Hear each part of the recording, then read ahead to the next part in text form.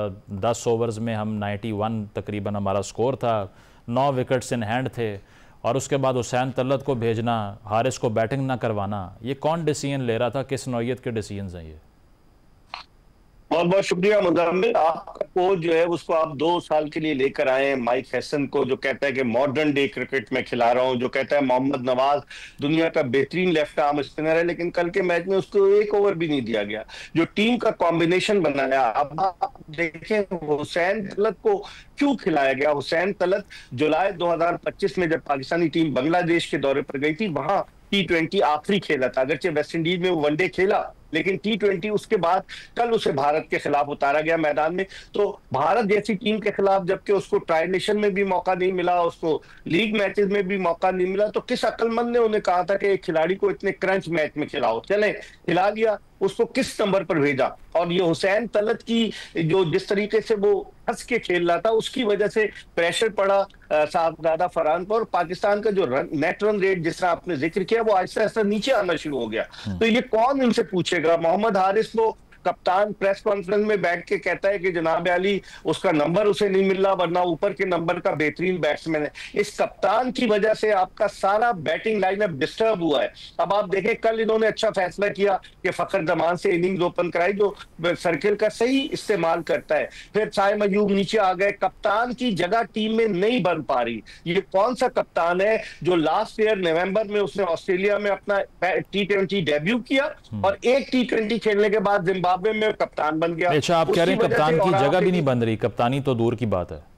कोई शक नहीं कि सलमान अली आगा जो है वो टेस्ट के बड़े अच्छे खिलाड़ी हैं, वनडे के भी अच्छे खिलाड़ी हैं कि वनडे चले 50, लेकिन T20 में किस अक्लमंद ने उन्हें कहा है? म्यूजिकल चेयर का, कप्तानी के हवाले से म्यूजिकल चेयर का गेम जारी है। इस तरह आपने शुरू में इंट्रो में जिक्र किया सूर्या कुमार यादव का, तो हमारा तो मुकाबले नहीं है। और हकीकत ये है, अगर आप देखें गुज़िश्ता 7 मैचेस जिनमें 3 वनडे और 4 T20 शामिल है, पाकिस्तान भारत से हारा है।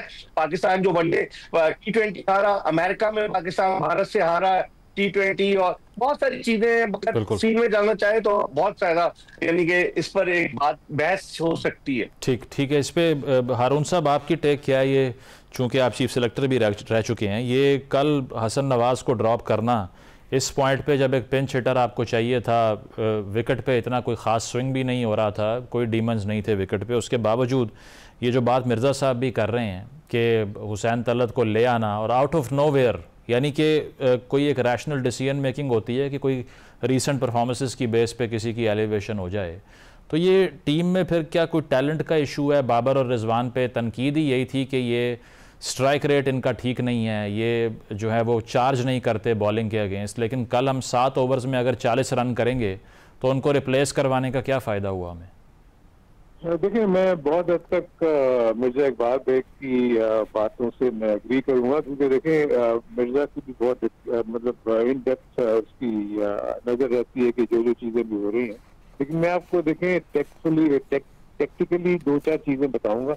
उसमें सबसे बड़ी चीज तो ये है, अगर आप पिछले 4 सालों में देखेंगे तो पाकिस्तान के 4 साल में 4 डोमेस्टिक के फॉर्मेट चेंज हुए, किसी किस्म की कोई कंटिन्यूटी नहीं है। पाकिस्तान का जो बैकअप पूल है वो क्रिकेट खेलता नहीं है, वो सिर्फ कैंप्स अटेंड करता है, वो सिर्फ नेट प्रैक्टिस करता है, और वो छुट जाता है। पाकिस्तान के टॉप प्लेयर्स जब भी अवेलेबल होते हैं वो पाकिस्तान की डोमेस्टिक क्रिकेट नहीं खेलते। दुनिया भर में जितने भी टॉप प्लेयर्स हैं वो अपनी डोमेस्टिक क्रिकेट खेलते हैं, और वो स्ट्रेंथ लेकर आते हैं नीचे, पेस जो कि आपको प्लेयर्स प्रोड्यूस करती है। पाकिस्तान के पास, मुझे भी ये प्रॉब्लम होती थी जब मैं चीफ सेलेक्टर, मेरे पास बहुत लिमिटेड पूल है, मेरे पास 20 से 25 खिलाड़ी हैं, वो चाहे अच्छा करें या बुरा करें, मुझे उन्हीं के ऊपर इंतजार करना पड़ेगा। यही अगर आप देख रहे होंगे पिछले आप 3 साल का साइकिल अगर आप देखेंगे तो आपको यही प्लेयर्स कभी टीम से बाहर होते हुए नजर आएंगे, कभी वापस आते हुए नजर आएंगे, चाहे वो कोई दिलशाह हो, चाहे वो हुसैन तलत हो। हुसैन तलत किस बेसिस के ऊपर पाकिस्तान की टीम में सिलेक्ट हुआ, ये मुझे नहीं अभी तक पता लगा, या कौन सी कोई इसने आउटस्टैंडिंग परफॉर्मेंसेस दे दी थी किसी T20। हारून साहब, सलमान आगा साहब कप्तान T20 के किस बेसिस पे बने, ये समझ आया आपको? यही इसी तरफ मैं आना चाह रहा था। दूसरी तरफ एक ऐसा कैप्टन जिसका 113 का स्ट्राइक रेट है, आपने बाबर आजम को और रिजवान को इसलिए निकाला कि उनका स्ट्राइक रेट 128 और 133 है। सो आपने 128 और 133 के स्ट्राइक रेट वाले को ड्रॉप करके आप एक ऐसे बंदे को लिया जो 113 का स्ट्राइक रेट है, और जिसकी जगह पाकिस्तान की T20 क्या किसी भी T20 के स्क्वाड में नहीं बनती। तो सबसे बड़े ब्लंडर्स तो ये हुए हैं। क्योंकि देखिए मसला क्या है, मसला ये है कि जैसे मिर्जा इकबाल बेग हो गए और बहुत दूसरे सारे जो मीडिया के साथी हैं, वो इतना ज्यादा प्रेशर एक्सर्ट कर देते हैं, क्योंकि पाकिस्तान की टीम की परफॉर्मेंसेज अगर आप पिछले 5-6 सालों से देखेंगे, कोई एक सीरीज तो ये जीते नहीं है। ऑस्ट्रेलिया से ये हारे, साउथ अफ्रीका से ये हारे, हर एक जो भी जहाँ ये खेले हैं, ये जब हारते हैं इनके ऊपर प्रेशर पड़ता है, क्योंकि मीडिया तो इस चीज का सवाल करेगा ना कि आप क्या कर रहे हैं कि आपकी टीमें परफॉर्म नहीं कर रही। तो जब वो सवाल होते हैं तो उन्होंने कहा यार कोई ना कोई तो करना चाहिए हमें। तो करते क्या है वो कॉस्मेटिक चेंजेस कर देते हैं, सिलेक्शन कमेटी को चेंज कर देते हैं, वो कैप्टन को चेंज कर देते हैं, वो मतलब मैनेजमेंट को चेंज कर देते हैं। तो इससे क्या फर्क पड़ेगा? जो भी मैनेजमेंट आती है वो उन्हीं प्लेयर्स को लेकर चलती है, जो भी कैप्टन आता है अपने उन्हीं साथियों को लेकर चलता है। सो इनफैक्ट जो पाकिस्तान का प्रॉब्लम है वो ग्रास रूट लेवल्स के ऊपर club cricket, first class cricket की नॉन स्ट्रेंथनेस जो है ना, उसकी वजह से पाकिस्तान को प्रॉब्लम्स हो रही है। पाकिस्तान की पाइपलाइन में कुछ भी नहीं है, प्लेयर्स आपके पास कहीं भी नहीं आ रहे। आप डोमेस्टिक जो क्रिकेट जो हमारी एसोसिएशन हैं उनकी टीमें सेलेक्ट करते हो 2 दिन के ओपन ट्रायल्स पे, दुनिया भर में कहीं ऐसा नहीं होता। बिल्कुल आपकी डोमेस्टिक क्रिकेट में जो क्लब क्रिकेट है उसकी बेसिस के ऊपर आपकी शहरों की टीमें नहीं बनेंगी, उस शहरों की टीमें के पॉइंट आ गया तो लोग नहीं आएंगे। उसके बाद मतलब आप स्ट्रक्चरल इशू की तरफ इशारा कर रहे हैं, जो कि बिल्कुल ठीक बात है। मिर्जा साहब, इसके अलावा अब हमने ये फैसला कर लिया है कि साइम अयूब, जो कि हमने एक हार्ड हिटर बैट्समैन पिक किया था, उसको हमने ओपनिंग बॉलर ही बनाना है। अब कल अभिषेक शर्मा ने जिस किस्म की बैटिंग की है, उसके बावजूद उसको आपने 3 ओवर्स करवा दिए, और आप जो है वो अपने बाकी जो बॉलर्स थे, बेशक हारिस रऊफ की आप बात कर लें, तो उनको आप लेटर ऑन लेकर आते हैं और डिमोलिश हो जाते हैं पावर प्ले के अंदर अंदर। तो ये साइम अयूब के रोल का क्या करना है टीम ने अब, क्योंकि बैटिंग तो उनकी रिपीटेडली फ्लॉप हो रही है। इसीलिए तो हम कह रहे हैं कि कप्तान जो है वो पाकिस्तान का कप्तान इतना इस काबिल ही नहीं है कि वो टीम को हैंडल कर सके। पिछला मैच आप देखें मुजम्मिल, 127 पाकिस्तान ने किए, भारत 128 चेस कर रहा था, उसने स्लिप ही नहीं रखी कप्तान ने। कल भी वो आपको उसने खैर च्युइंगम चबाना बंद कर दिया है प्रेशर की वजह से। कल भी उसने जिस तरह की चेंजेस की और साइम अयूब को जैसे वो बॉलिंग के लिए लेकर आया, मैं तो कई दफा ये कह चुका हूं कि जब साइम अयूब आए थे तो लोगों ने कहा कि यार क्या जबरदस्त बैट्समैन आया है और ये मुस्तकबिल का सही अनवर बनेगा। लेकिन वो सही अनवर बनने के बजाय सही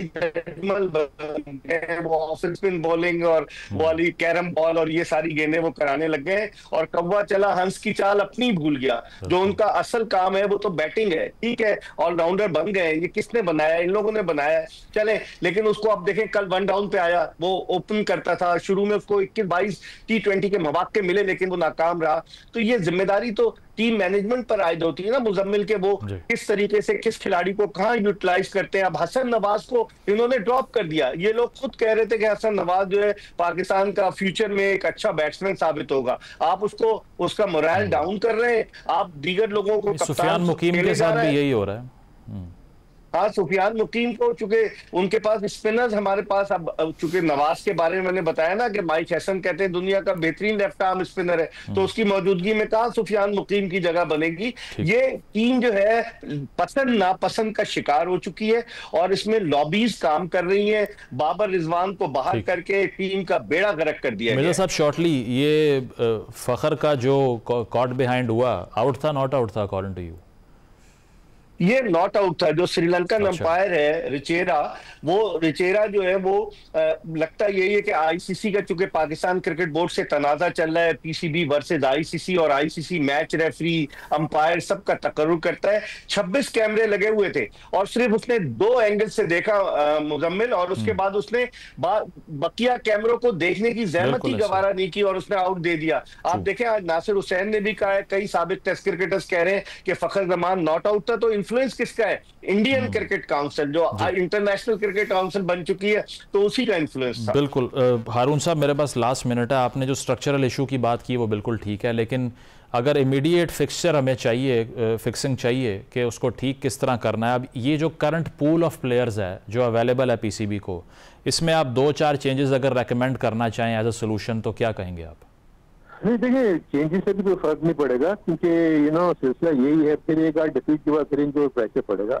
मसला तो सिर्फ ये है कि जब तक ये रीवैम्प नहीं करेंगे, ये बैठ के मेरे अपने नजदीक जो एक आसान सोल्यूशन ये है कि एक ब्रॉड बेस्ड कमेटी बने जिसमें मीडिया के भी लोग हों, जिसमें क्रिकेटर्स भी हों, जिसमें एडमिनिस्ट्रेटर्स भी हों, ये बैठ के इन डेप्थ स्टडी करें पाकिस्तान के डोमेस्टिक क्रिकेट का, हर एक की इनपुट ली जाए और जो बेस्ट अवेलेबल सोल्यूशन निकलता है उसको सामने लेके आए और उसको इम्प्लीमेंट करें, और 3 से 5 साल के अंदर आपकी जो क्रिकेट है दोबारा रिवाइव हो सकती है, प्रोवाइडेड मेरिट बेस्ड जो है ना डिसीजंस लिए जाएं और सब लोगों की राय को उसमें शामिल किया जाए, जितने भी स्टेक होल्डर। बिल्कुल।